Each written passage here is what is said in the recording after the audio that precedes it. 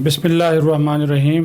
Viewers, आप देख रहे हैं M2M उर्दू प्रोग्राम है जमहूर की आवाज़। उम्मीद है आप खैरियत से होंगे। आज फिर एक मरतबा ज़मानतों का जुमा बाज़ार लगा। इंसदाद दहशत गर्दी की अदालत हो, डिस्ट्रिक्ट एंड सेशन अदालत हो, वहाँ पर एक सियासी पार्टी के सरबरा भरपूर सिक्योरिटी और प्रोटोकॉल में पेश होते हैं और उसके बाद उनके वकला जो हैं वो एक मरतबा फिर ज़मानतों में तोसी का मामला उठाते हैं। 10-15 मिनट में ही तोसी दे दी जाती है 19 जुलाई तक। मुख्तलिफ़ केसेस हैं, आम आदमी के भी केसेस वहाँ पे लगे हुए हैं। उनको कहा गया जी आप इंतज़ार करें। फिर जो साहब वहाँ पे बैठे हुए थे जिनका नाम इमरान खान है, जिनकी जमात तहरीक इंसाफ है, वो नारा लगाते हैं कि कानून सब के लिए बराबर होना चाहिए। अगर कानून सब के लिए यकसा और बराबर होना चाहिए तो वो मेरे जैसा जो बाहर बैठा हुआ शख्स है, जिस बेचारे का केस ही को 3 साल बाद लगा और उसकी हियरिंग जो है वो अगर 10 बजे होनी थी तो शाम को 4 बजे होगी, तो मुझे बताइए उसके दिल पे क्या गुजरेगी। लेकिन ये साहब तमतराक्स तरीके से आते हैं, रवानगी और कभी ज़मान पार्क से कभी बानी गाला से होती है और आकर जनाब मर्ज़ी का टाइम लेते हैं और जो मौसूफ़ के वकील कहते हैं अदालती सहूलतकारी मुकम्मल हासिल है और उनको जो है वो रिलीफ़ मिलने का सिलसिला मुसलसल जारी है।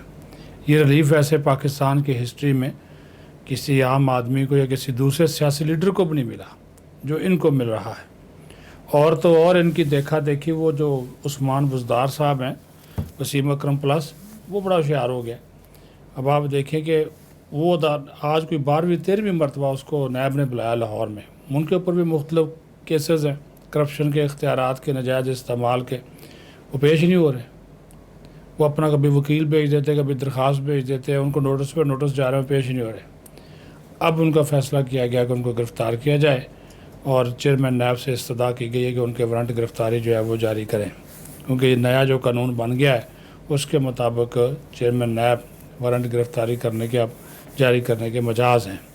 तो उस्मान बुज़दार साहब भी किसी के काबू में नहीं आ रहे, तो वो भी अब आप ये देख लें कि ये भी एक पाकिस्तान में कवानीन का एक सिलसिला है। दूसरी जो बात है वो यही है कि एक जो घिनौनी साजिश की जा रही है, ये जो सोशल मीडिया के ऊपर बाहर बैठे हुए एक बुज़ुर्ग किस्म के सहाफ़ी, जिनका अपना कैरियर जो है वो मुख्तलिफ़ किस्म के इल्ज़ामात से और मुख्तलिफ़ किस्म के कारनामों से, खुसूसी कारनामों से बड़ा पड़ा है, शहीन सबाई, वो जनाब कह रहे हैं जी आर्मी चीफ पे कातलाना हमला होगा, तरीक़ाकार ये है, फ़लाँ है, और PTI उसको फिर उछालती है। यानी कि ये, और फिर उसके ऊपर प्रेस कॉन्फ्रेंसें और कौम से ख़ताब, वो ड्रामेबाजी शुरू हो जाती है झंडे रख के। यहाँ पर जो चीज़ें वो देखनी बहुत ज़रूरी है कि सब के पीछे क्या मकसद है। फ़ौज को तकसीम करना, फ़ौज में नफ़रत पैदा करना, और ये ज़ाहिर करना कि आर्मी चीफ़ का अपने ही फ़ौजी कमांडर्स के ऊपर कोई कंट्रोल नहीं है या फ़ौज के अंदर किसी किस्म की कोई खुदा न खास्ता तकसीम है, जो कि हरगिज़ नहीं है। फ़ौज मुत्तहद है और डिसिप्लिन और इत्तेहाद की एक अलामत के तौर पर वो काम कर रहे हैं। लेकिन चूँकि इन्होंने ये बेड़ा उठाया हुआ है कि पाकिस्तान के रियासती इदारों को, ख़ास तौर पर फ़ौज और फ़ौज की क़यादत को इन्होंने उसके ऊपर दुश्मनाम तराज़ी करनी है, उसके ऊपर इल्ज़ामात लगाने हैं, तो वो फिर अब चल रहे हैं, सारा सिलसिला हो रहा है, आगे बढ़ रहा है।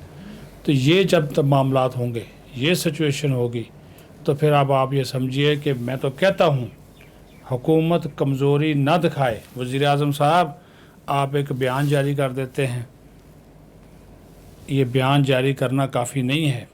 जो लोग ये कर रहे हैं आपको भी पता है, आप अपने बैरून मुल्क सफारतखारों को, सफ़ीरों को अलर्ट करें, आप अपने वज़रा को अलर्ट करें कि वहाँ पे बाहर बैठे हुए जो लोग रियासती इदारों के ख़िलाफ़, आइनी इदारों के सरबराहों के ख़िलाफ़, आपके आर्मी चीफ़ के ख़िलाफ़ किस किस्म का प्रोपगंडा कर रहे हैं, उनको पकड़ें, उनके ख़िलाफ़ केसेस करें।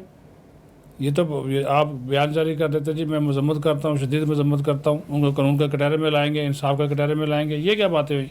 इससे क्या होगा? कुछ नहीं होगा इससे। یہ بالکل آپ کو ایک واضح دو ٹوک موقف اور لائن اختیار کرنا ہوگی. اگر آپ ایسا نہیں کرتے تو پھر یہ اور لوگ شیر بن جائیں گے.